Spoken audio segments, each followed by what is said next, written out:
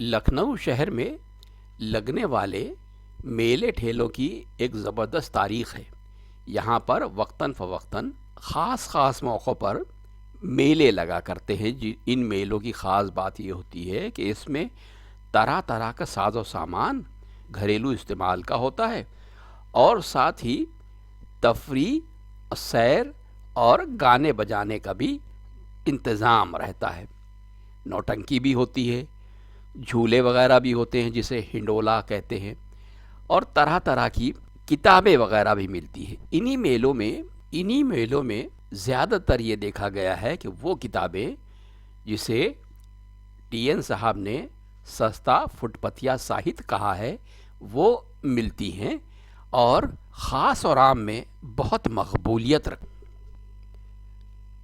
ज़माने से चले आ रहे फुटपथिया हिंदी साहित्य को नकारना ज़रा मुश्किल है।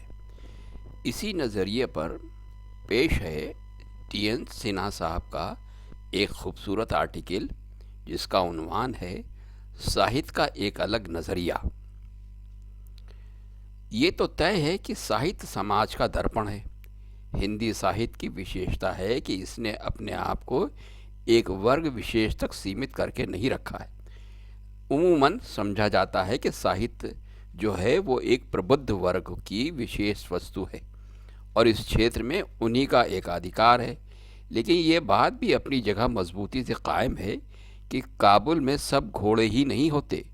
हिंदी साहित्य के रचनाकारों ने इस बात को भली भांति समझा और इसकी अहमियत समझते हुए हर वर्ग के लिए अपनी कलमकारी के जौहर दिखाए, लेकिन वो जो आम जन में रच बस जाए।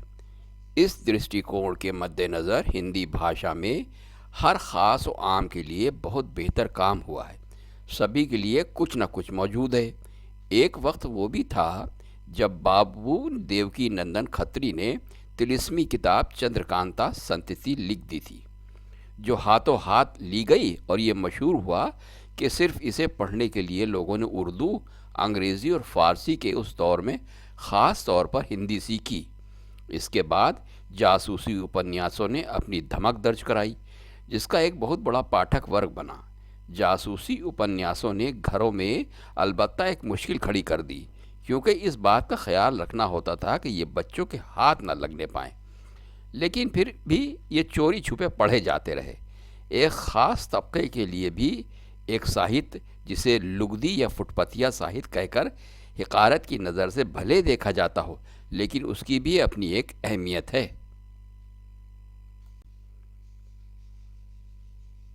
लखनऊ के ज़्यादातर लोगों को बखूबी पता है कि फुटपथिया साहित्य भी होता है, जिसने शहर, कस्बों, देहात, मेले ठेलों, रवाना होने से पहले रोडवेज़ की बसों में अपना एक अलग ही बाज़ार और मुकाम हासिल किया हुआ है। इसमें बस एक ही कमी खलती है कि वही पुराना साहित्य पीढ़ी दर पीढ़ी चला आ रहा है। इधर कुछ नया ताज़ा नहीं लिखा गया। इस साहित्य में आसाम बंगाल का काला जादू टोना, किस्सा तोता मैना, अकबर बीरबल के लतीफ़े, मुल्ला नसीरुद्दीन और तेनालीराम के किस्से, बेताल पच्चीसी, गुले बकावली, हातिम ताई के 7 सवाल, सिंहासन बत्तीसी, सिंदबाद की यात्राएं, अमर सिंह राठौर, अमीर बनने से लेकर प्रेम पत्र लिखने के 101 तरीक़े, तिलिस्मी कहानियाँ, विक्रम और बेताल, अमीरन बाई की नौटंकी, सुल्ताना डाकू, दिलकश शायरियाँ, वशीकरण से लेकर इंद्रजाल, गायब होने वाले सुरमे को बनाने की तरकीब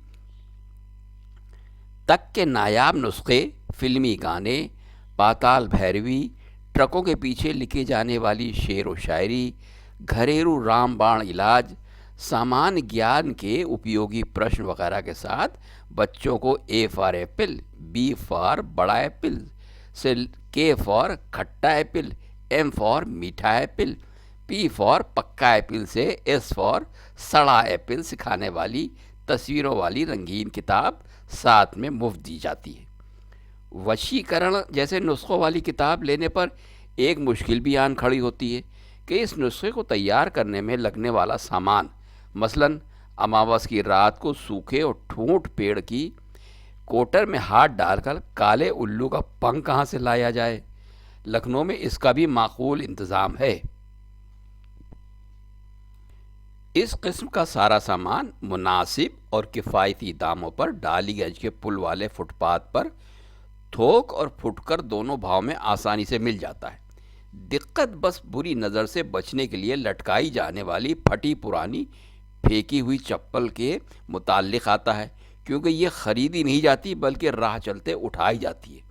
वैसे तो ऐसी फेंकी हुई चप्पल सड़क पर हर रोज़ आम नज़र आ जाएंगी, लेकिन सनीचर वाले दिन मजाल है जो सड़क पर फेंकी हुई एक भी चप्पल दिख जाए।